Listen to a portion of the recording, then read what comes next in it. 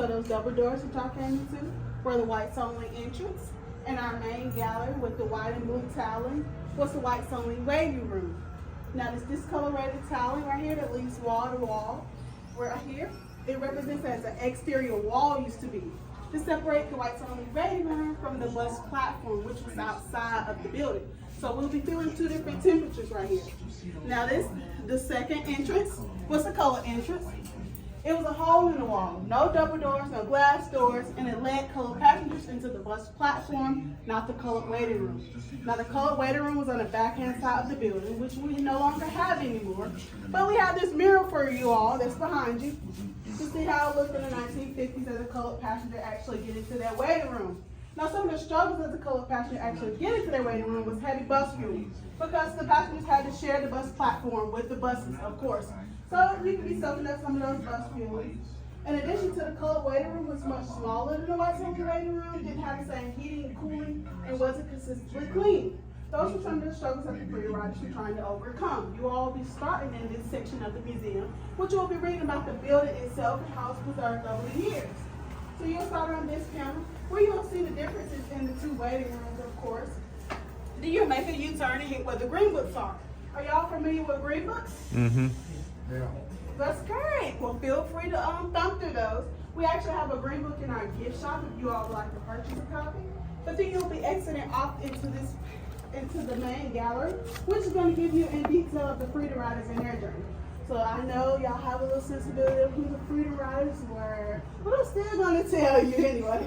So the freedom riders started as 13 individuals, black, white, male, women, and ranged from 18 to 61. Their goal was to come into the Deep South to test the Supreme Court cases that had been ruled unconstitutional. Now we have two of those cases in our main gallery. So once you get in there, you're going to get a little information about those cases. But they started in Washington, D.C., and their goal was to get to New Orleans. Unfortunately, they didn't make it to New Orleans by bus, which was the goal. They came by two buses, which was a Trailway and a Greyhound. The Trailway made it as far as to Birmingham, where they were beaten by a mob of white supremacists. They had 15 minutes. Law enforcement said, do whatever you have to do with them. And the Greyhound made it as far as to Anniston, where the bus was bombed and the tires were slashed. Now, due to the violence, they wasn't able to go by bus, so they stopped the trip and went by plane, which many disagreed about. Many, as in 21 college students from Nashville, called the Nashville Student Movement. They were so sad, they were like, well, we'll finish the trip. It's by bus, it's supposed to be by bus, we're not going by plane. So they started signing their wheels because the free riders were non-direct violence. So that means that they couldn't fight back. So they'll just be getting beat up, right?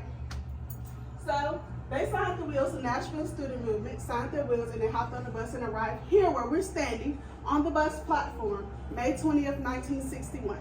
They described the feeling as very eerie because they heard no one saw anyone until they stepped off the bus and they got attacked with over 200 white supremacists. They were attacked with Coca-Cola crates, Coca-Cola bottles, bricks, lead pipes, and even babies. Now we have those replicas behind you all, just to give you like a certain feeling. But the moms will put their babies on their, hold them up and let them claw on their face. Amazingly, everyone survived and they were able to move to the next location, which was Jackson, Mississippi, where the freedom riders were charged with breach of peace and sent to the most infamous punishment prison in Jackson, Mississippi. They were sentenced to up to 40 days in prison. Can you think of the youngest freedom rider that was in that punishment prison? 16. No. No, I mean, was it the sister? No, how it old? was.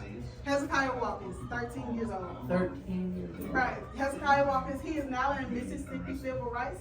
He's actually giving tours there. If you all would like to go there, or have y'all been there before? No. Yes. Where is it? Jackson, Mississippi, the Civil Rights Museum. Wow. No, we haven't been to the museum. Yeah, he's actually giving tours there. But just because of strategy, they came up with jail no bail. So they wanted to do the opposite in the jail, the prison, of course. So they came up with the strategy of jail no bail, which they filled up the jails and they let everyone came in and they filled them up, and they did the opposite of what the policemen wanted. So, and they actually sung their way in the jails. So they were so bad at it, the police was like, okay, you don't want to stop singing, y'all want to disobey us, we'll take everything. They took their matches, they took their toothbrushes, they cut the heat up on them, they poured solid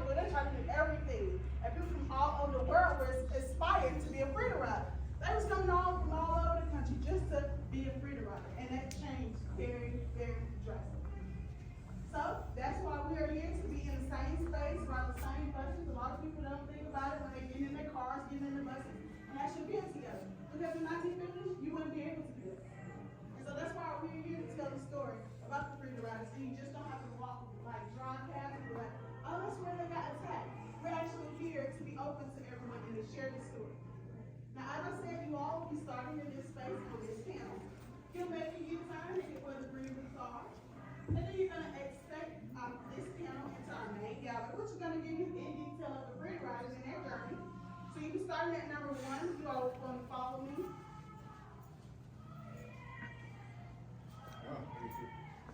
Here's number one, and yes, of course, the roof is up on our heads. And then 2, 3, and 4 is gonna lead you all the way to this back wall. It's gonna wrap all the way by the door. As you all get finished, feel free to thumb through any of the books that's right around our desk right here. They're all displayed. If you would like to purchase a copy, we can